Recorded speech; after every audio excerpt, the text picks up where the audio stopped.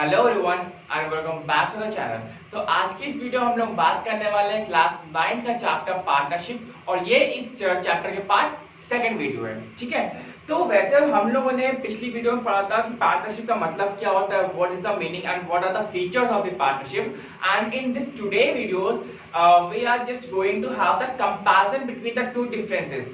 दो डिफरेंस के बीच में हम लोग कंपैरिजन करने वाले हैं, दो डिफरेंस नहीं, दो कंपैरिजन करने वाले हैं। ठीक है, तो सबसे पहला जो कंपैरिजन है ये हमारा है सोल पार्टनरशिप एंड पार्टनरशिप का। ठीक है, तो सबसे पहले हम लोग इसको देखते हैं line by line and distinction के साथ कि हमारे क्या क्या बेसिक और बेसिस ऑफ डिस्टिंक्शन होते हैं और उसके कंपैरिजन के साथ हम लोग देखने वाले हैं। ठीक है, और नेक्स्ट जो कंपैरिजन है वो आप लोग जब आगे वीडियो देखेंगे तब आप समझ जाएंगे। ठीक है, तो सबसे पहला जो है हमारे पास है नंबर ऑफ ओनर्स। तो सोल पार्टनरशिप में कितने होते हैं, हमारा सिंगल पर्सन होता है जो हमारा कंट्रोल किसके पास होता है, सिर्फ एक बंदे के पास। पार्टनरशिप में हमारा होता है मिनिमम 2 लोग रिक्वायर्ड होते हैं और मैक्स टू मैक्स हमारा 50 लोग होते हैं। जैसे हम लोग बता चुके हैं पार्टनरशिप का मतलब ही होता है कि भाई ब्रेड के साथ जैम। ठीक है, दो चीज का रिक्वायर्ड है, सब्जी के साथ रोटी, दाल के साथ चावल, तो मतलब दो लोग तो चाहिए चाहिए कोई भी काम करने के लिए। अगर आप पार्टनरशिप पे कर रहे हैं, अगर आप ये कहते हैं भैया मैं अकेले खुद का पार्टनर हूं, तो वो खुद का पार्टनर नहीं होता, उसको हम लोग कहते हैं सोल पार्टनरशिप। ठीक है, लेकिन अगर आप किसी के साथ काम कर रहे हैं तो उसके लिए आपको मिनिमम 2 लोग तो चाहिए और मैक्स टू मैक्स 50 चाहिए। क्लियर है? नेक्स्ट है हमारा agreement. No agreement is required. यहाँ पे तो कोई एग्रीमेंट होगा ही नहीं क्योंकि आप अकेले मालिक हैं। यहाँ पे agreement is essential, is very very essential and that has to be in the form of a written agreement. ठीक है, वर्बल के भी हो सकता है लेकिन आप उसको उतना प्रेफर मत करिए क्योंकि हमारे पास जो एविडेंस होता है वो हमेशा एक रिटन फॉर्मेट में ही होना चाहिए। क्लियर है? तो agreement is essential in the partnership. Next है division of profit and loss. इसमें क्या है, no division of profit and no division of risk. यहाँ पे ना प्रॉफिट और ना ही आप लॉस, कुछ भी शेयर नहीं कर सकते। चाहे रिस्क हो तो भी आपको ही झेलना पड़ेगा और अगर आपको डिजास्टर्स प्रॉफिट होता है तब भी आपको ही मैक्स टू मैक्स प्रॉफिट होगा। ठीक है, यहाँ पे क्या है, division among the partners in agreed ratio. जिस हिसाब से जो आपका जो पार्टनरशिप का जो एग्रीमेंट हुआ होगा उस हिसाब से आपका प्रॉफिट और लॉस डिवाइड होता है। ठीक है, कि भैया मान लीजिए कोई एक बंदा है जिसके पास 30% शेयर्स हैं और बाकी के पास 20% शेयर्स हैं, तो जो होगा अगर 100 रुपए में तो पहले बंदे कितने मिलेगा, 30 रुपीज मिलेंगे और बाकी सबको 20 रुपीज मिलेंगे। क्लियर है? तो जिस हिसाब से जिस शेयर में हम लोगों ने उसको एग्रीमेंट किया होता है उस हिसाब से उसको प्रॉफिट और लॉस का हकदार होता है। क्लियर है? नेक्स्ट है इम्प्लाइड एजेंसी।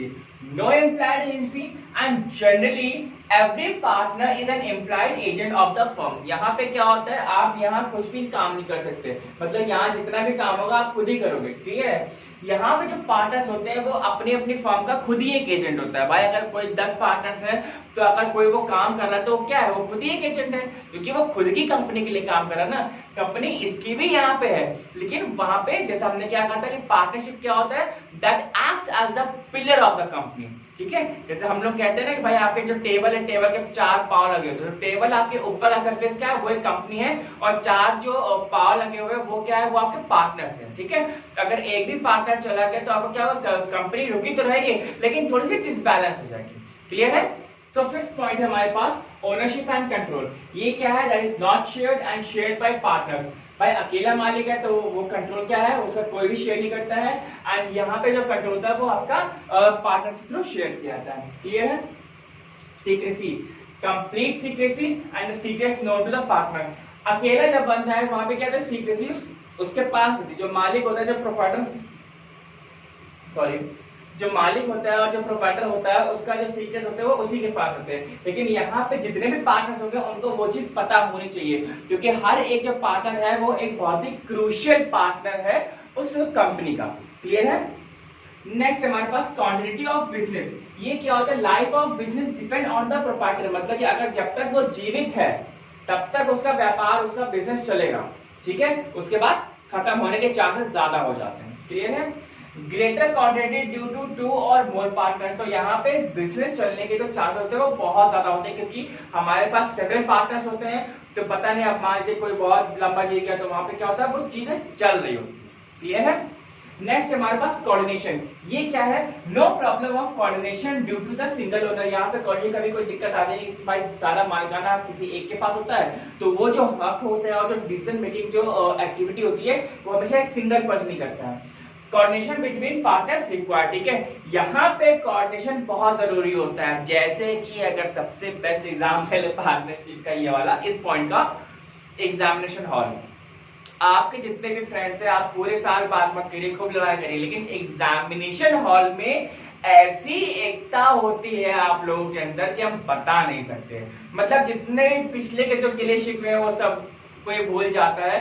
तो मतलब हाँ भाई, उस टाइम में सिर्फ एग्जाम पेपर का आता है, यार तुम बता देना, तुम बता देना, मेरे बता, तुम मैं तो भाई है, भाई नहीं हो क्या, बहन नहीं हो क्या, है ना। तो इतना कोऑर्डिनेशन होता है, कुछ कहने होगी। तो वहां पे जैसे हम लोगों को एग्जामिनेशन सेंटर में हम लोग या हॉल में जो कोऑर्डिनेशन होता है वो यहाँ पे भी हमें दिखना चाहिए। क्लियर है।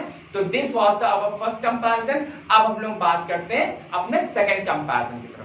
Coming to the comparison between the partnership and the joint Hindu family form, ठीक है, इन दोनों का कंपैरिजन देखते हैं और फिर हम लोग आगे बढ़ते हैं। क्लियर। तो सबसे पहला जो है हमारा basis of formation, what is this, agreement and by birth. Partnership में हमें एग्रीमेंट चाहिए होता है, और फैमिली बिजनेस में क्या है भाई, जब लड़का पैदा हो गया तो मतलब कि वो पार्टनर है वहां पे, ठीक है, मतलब वो जो बिजनेस है वो अपना संभाल सकता है। क्लियर। एलिजिबिलिटी के बाद, ठीक है, 18 के बाद या 20 के बाद जो भी है। नंबर ऑफ मेंबर्स, इसमें नंबर ऑफ मेंबर्स कितने होते हैं, मिनिमम 2, मैक्सिमम 50, और यहाँ पे कोई लिमिट नहीं। भाई घर में जितने भी सदस्य होंगे, अगर मान लीजिए कि कोई जॉइंट फैमिली में रह रहा है और जॉइंट फैमिली में जितने भी हमारे मेल्स होंगे वो क्या होंगे, आपके इसके मेंबर होंगे। क्लियर। नेक्स्ट है स्टेटस ऑफ फीमेल्स। फीमेल का स्टेटस क्या होता है, पार्टनरशिप में हमको उसका इक्वल स्टेटस होता है, ठीक है, मतलब कि जितने मेल होंगे हिस्सेदार उतने हमारे फीमेल्स भी होंगे। लेकिन इस पे यहाँ पे नहीं होता। अभी हमने क्या कहा कि जितने भी जो मेंबर्स होते हैं उनकी लिमिट नहीं होती, but in the case of only for the male section, ठीक है, यहाँ पे फीमेल हम लोग काउंट नहीं करते कि ये हमारा ये सिस्टम है। क्लियर। नेक्स्ट हमारे पास लायबिलिटी एंड रिस्क। ये क्या है, unlimited partners bear risk jointly and the individually, ठीक है, जॉइंटली एंड इंडिविजुअली क्या होता है, उनको they has to bear the risk, ठीक है, उनके अलावा और कोई नहीं करेगा। लिमिटेड एक्सेप्ट फॉर द कर्ता। कर्ता मतलब जो होता है जो मेन लीड होता है, जैसे हम लोग कहते हैं ना कि ग्रैंडफादर होंगे, तो ग्रैंडफादर जो हमारे क्या वो कर्ता, मतलब बिजनेस का जो अथॉरिटी है कर्ता के पास है, ग्रैंडफादर के पास है। बाकी सब भी उसमें मेंबर है, लेकिन जो कर्ता जो होता है उसके पास आपके क्या होती है, जो लायबिलिटीज होती है वो अनलिमिटेड होती है। क्लियर है। नेक्स्ट हमारे पास पोजीशन ऑफ माइनर। यहाँ पे क्या, can not be a partner, अगर माइनर है तो हमारा पार्टनर नहीं हो सकता उस फॉर्म में, लेकिन can be a corporate sender, मतलब कि यहाँ पे वो पैदा होते ही सब निकालना कि बाय बर्थ में हमारा वो आपका हिस्सा ले सकता है। क्लियर है। सिक्स्थ हमारे पास मैनेजमेंट, बाय ऑल पार्टनर्स और by any one of them acting for all, ठीक है, या बाय ऑल पार्टनर्स और by any one of them, ठीक है, कोई भी एक कर सकता है। तो जो मैनेजमेंट होता है भाई, जिसके पास स्किल्स वगैरह है वो ज्यादा जो है अपना इनिशिएटिव ज्यादा लेता है। क्लियर है। यहाँ पे क्या था, ओनली बाय द कर्ता, जो हेड होता है वहां पे ही उसको सिर्फ अथॉरिटी होती है मैनेजमेंट देखने के लिए। डिवीजन ऑफ प्रॉफिट क्या है, among partners in agreed ratio. जैसे कि पिछले कंपैरिजन हम लोग पढ़ चुके हैं, जो डिवीजन ऑफ जो प्रॉफिट और जो लॉस होता है, जो जितना भी आपका रेशियो होता है, जैसे हमने बताया था ना कि किसी के पास 30% है, 20%, 20% एंड देन तो जो 30% वाला होगा उसको 100 रुपए में 30 रुपए मिलेंगे, बाकी सबको 20 ऐसे करते हैं। ठीक है। यहाँ पे इक्वल शेयर फॉर ऑल। यहाँ फैमिली में क्या होता है, जितने भी लड़के बच्चे होंगे, जितने भी लड़के हैं, लड़के उनका कैसा है, इक्वल शेयर रहेगा। ठीक है। लेकिन हाँ, लायबिलिटी अनलिमिटेड हमेशा करता क्यों होती है, लेकिन वहां पे शेयर किसका होता है, हमेशा सबका बराबर होता है। क्लियर है। लीगल एक्सिस्टेंस क्या है बच्चा, dissolve with death etcetera of a person, partner. ठीक है। जो पार्टनर होता है उसके जो डेथ वगैरह जब हो जाती है तो वो कंपनी डिसॉल्व कर सकती है, बिकॉज हम लोग पार्टनरशिप में हैं और पार्टनर्स एक ना एक दिन तो खत्म हो ही जाएंगे। Not dissolve bye death of the member. ठीक है। यहाँ पे कोई भी मेंबर अगर खत्म हो जाता है तो वो डिसॉल्व नहीं होता। अगर कर्ता खत्म होता है तो सेकंड कर्ता बन जाएगा। फिर जो हमारे पास जो सेकंड अथॉरिटी, जैसे ग्रैंडफादर है तो ग्रैंडफादर खत्म होता है तो फिर फादर बन जाएंगे। ठीक है। फिर ऐसे हमारा चलता रहता है। क्लियर। नेक्स्ट हमारे पास एप्लीकेशन ऑफ लॉ। ये क्या है, द पार्टनरशिप एक्ट यहाँ पे लगता है और यहाँ पे हिंदू सक्सेशन एक्ट लगता है। ठीक है। यहाँ पे ये एक्ट हमारा है, ये कॉन्स्टिट्यूशन में है। क्लियर है। रजिस्ट्रेशन क्या है, desirable but not compulsory, but in my point of view and in my perspective there should be the registration of that firm और कंपनी। यहाँ पे नॉट रिक्वायर्ड, कंपनी का यहाँ पे हमें जो होता है हिंदू एनवायरमेंट में हमें ऐसा कोई रजिस्ट्रेशन रिक्वायर्ड नहीं होता है। क्लियर है? आई होप कि ये जो सेकंड कंपैरिजन था पार्टनरशिप और जॉइंट हिंदू फैमिली फॉर्म का, ये आपको अच्छे समझ में आया होगा। और अगर इसके रिगार्डिंग अगर आपके दिमाग में कोई भी क्वेरी है या कुछ भी क्वेश्चन वगैरह है तो आप नीचे कमेंट में पूछ सकते हैं। एंड बस आज के लिए बस इतना ही, छोटी सी वीडियो है, इसीलिए सिर्फ कंपैरिजन लेकर के आए हैं। चाहते तो हम बड़ी बना सकते थे, लेकिन मेरा मतलब वो मूड नहीं था बनाने का, इसलिए क्योंकि मैं हमेशा से बोलता हुआ आ रहा हूँ कि हमेशा हम लोग का टारगेट ये नहीं है कि चैप्टर कंप्लीट करना है, मतलब टारगेट इस दैट कि हम लोग को छोटे छोटे वीडियो करके चैप्टर कवर हो जाए और आराम से समझ में आए जो कि हम लोग देखना चाह रहे हैं। खैर वैसे तो हम लोग आप लोग पढ़ाई कर ही रहे होगे, उम्मीद तो हम यही कर रहे हैं, लेकिन यहाँ से जो मैं कंटेंट डिलीवर कर रहा हूँ बस उम्मीद यही करता हूँ कि आपके पास एक छोटा से छोटा और बहुत ही शॉर्ट मैनर में पहुंचे। क्लियर है? तो बस आज के लिए इतना ही। फिर अगर वीडियो अच्छी लगे तो लाइक मारो, शेयर करो, सब्सक्राइब करो चैनल अगर नहीं किया तो। ठीक है, फिर बाय बाय।